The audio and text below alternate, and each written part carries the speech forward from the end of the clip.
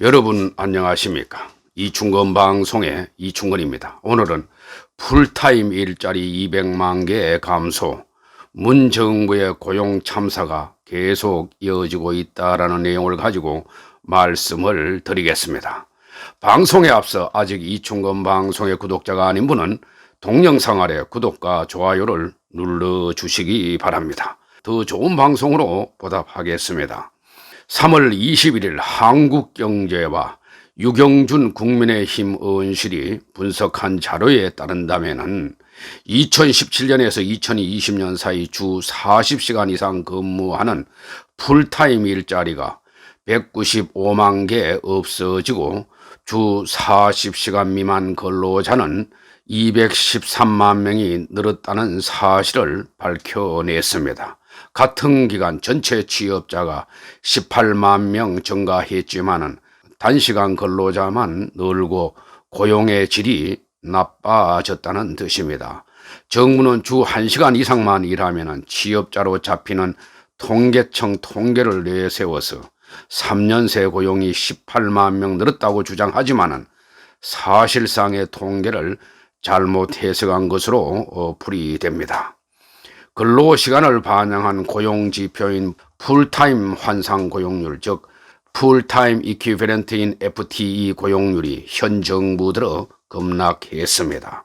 전문가들은 이런 현상이 나타나는 것은 최저임금 인상, 근로시간 급격한 단축, 경기 침체 등으로 양질의 일자리가 줄어든 반면 세금으로 만든 재정 일자리가 확대되었기 때문이라고 분석했습니다.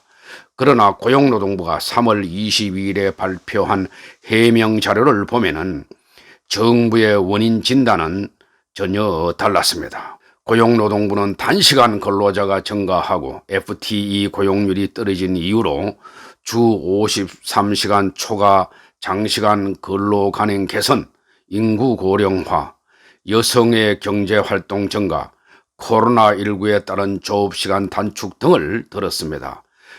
코로나19를 제외하면 현 정부 이전부터 진행되어 온 경제사회적 현상 변화에 따라서 자연스레 단시간 근로자가 늘었다는 설명입니다. 재정 일자리 확대와 최저임금 인상 여파 등은 일절 언급하지 않았습니다. 정부의 답변도 정책 실패는 용인하지 않고 자연스러운 현상이라는 것은 크게 잘못된 것으로 풀이됩니다. 정부의 설명대로 장시간 근로문화 개선이 시대적 흐름인 것은 맞습니다. 2010년에서 2017년 주 54시간 이상 근로자는 139만 명 감소했습니다. 그렇다고 이 기간 주 40시간 이상의 온전한 일자리까지 감소하지는 않았습니다. 풀타임 근로자는 2010년에서 2017년 198만 명이 늘었습니다. 과도한 야근이 주로 주 54시간 이상 일하던 관행이 주 40시간대로 개선되는 경우는 많았어도 법정 근로시간인 주 40시간 아래로까지 떨어지는 사례는 거의 없었다는 얘기입니다. 하지만 현 정부 출범 이후 2017년에서 2020년 사이에는 풀타임 근로자가 195만 명이 줄었습니다. 코로나19 영향이 없었던 2017년에서 2019년 사이로 좁혀도 감소폭은 64만 명에 이릅니다. 주 40시간 미만 근로자도 2010년에서 2017년 7년간 71만 명이 늘었지만은 2017년에서 2019년 2년 동안만 104만 명이 불어났습니다. 풀타임 환산 고용률인 FTE 고용률은 고용률 곱하기 40시간분의 주당 실제 근로시간으로 계산되는데 주 40시간 미만 근로자 비중이 늘수록 하락합니다. 이 지표는 현 정부 이전부터 떨어지긴 했으나 하락폭은 완만했습니다.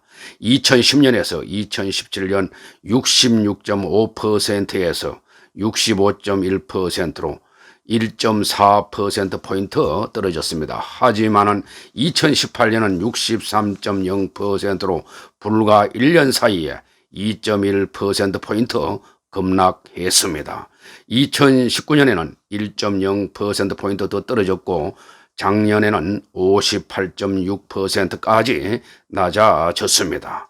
인구 고령화나 여성 경제활동 증가는 2000년대 초반부터 지속되어 온 현상이고 최근 들어 그 추세가 특별히 빨라지지 않는 점을 감안하면 이들 요인만으로 2017년에서 2020년 고용 악화를 설명하기에는 역부족이라는 지적이 나오고 있습니다.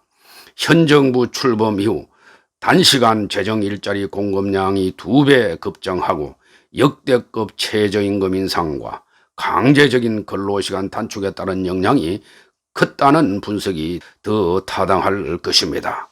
재정 일자리 확대 영향은 60세 이상 FTE 고용률을 보면 명확히 드러납니다. 60세 이상 일반 고용률은 2017년 39.9%에서 작년 42.4%로 상승했습니다. 이는 재정 지원 노인 일자리가 급증한 영향입니다. 하지만 그런 노인 일자리가 대부분 주 15시간 일하는 단시간 일자리인 탓에 FTE 고용률은 2017년 38.7%에서 작년 36.7%로 하락했습니다. 문제의 해결은 문제의 원인을 정확히 인식하는 데서부터 시작해야 합니다.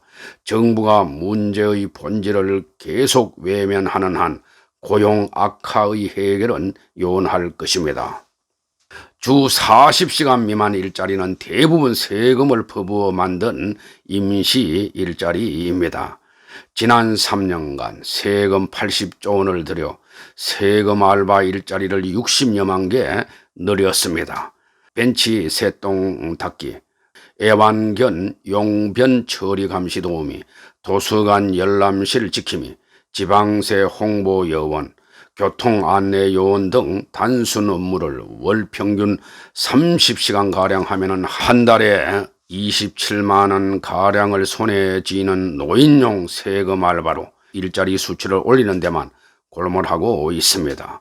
올 1월 잠깐 세금 알바를 만들지 못한 기간에 고용 통계의 처참한 참사를 나타냈습니다. 그제야 대통령이 외환 위기 이후 최악의 고용 위기라고 고용 참사를 인정했습니다.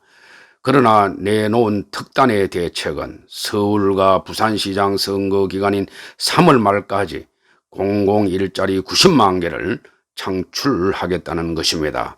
세금 알바로 일자리 눈속임을 계속 하겠다는 뜻일 것입니다. 좋은 일자리는 민간 기업만이 만들 수가 있습니다. 기업이 일자리를 만들려면 새로운 신생 기업이 많이 창업되고 새로운 비즈니스가 태동되어야 합니다. 기업 규제를 혁파하고 기업 친화적 정치 경제 사회 여건을 만들어 주어야 합니다. 문 정부의 정책은 소득 주도 성장과 비정규직의 정규직 전환, 근로시간 급격한 축소 등 이념적 실험으로 실패했습니다. 문 정부는 노동개혁은 하지 않고 온갖 기업 규제만 강화했습니다. 대신 공무원을 17만 명이나 증가시킬 계획이라 국가 재정을 위험에 빠뜨리고 국가 부채를 급증시키고 있습니다. 게다가 공기업에도 정원 압력을 가하고 있습니다.